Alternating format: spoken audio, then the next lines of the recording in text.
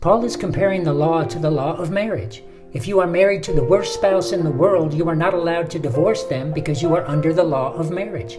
He is speaking to Jews who know the law because the law was given to spiritually dead Jews. He says that you are married to the old man of your death nature, as Romans 6 says, and even though you cannot keep the law, because of this death nature, you are still commanded to, even though you can't.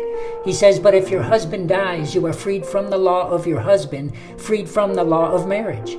If your old man of the death nature is destroyed in the death of Christ, then you are freed from the law to marry him that is risen from the dead, meaning you will be one with Jesus by a new nature and can bring forth the fruit of righteousness unto God, meaning you can now walk righteously. Anyone that is born again in Christ is freed from the law because he died wherein he was held and became free to marry the new man and walk righteously by nature and not be under a law that commanded him to do what he could not do. The law was given to spiritually dead Jews, not to Gentiles, nor to born-again people. So when he says, for when we were in the flesh, he is talking to born-again Jewish people who know the law. He says, when you were in the flesh, as in spiritually dead, born with a sin nature from Adam, and then given a righteous law to obey, it caused that sin nature to come forward in your life and bear the fruit of sin. But now he says we are delivered from the law because we died in Christ, freeing us to marry the new nature and serve in newness of spirit righteously, because we have been born again. So do we say the law is sin? God forbid. He says, heck, I wouldn't even have known the law of sin and death was my very nature until I tried to obey a righteous law and found out I couldn't. What he is saying is if you wanted to prove to a dog he is a dog, give him a law that says, thou shalt not bark.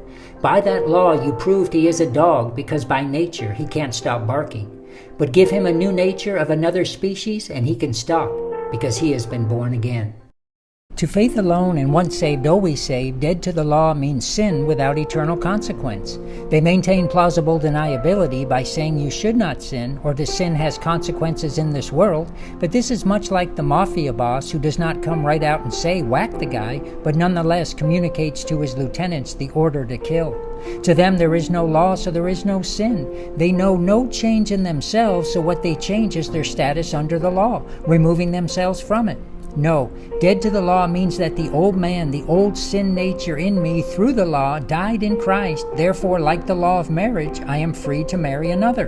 In other words, I am dead to the law of marriage, dead to the law, and free to marry another, even him who is risen from the dead, my new man in Christ. And now I don't need law because I no longer have a nature to break it. Faith alone and once saved, always saved just removes the law and lives like hell, whereas the born-again person has a new conscience he follows on the inside of his new nature.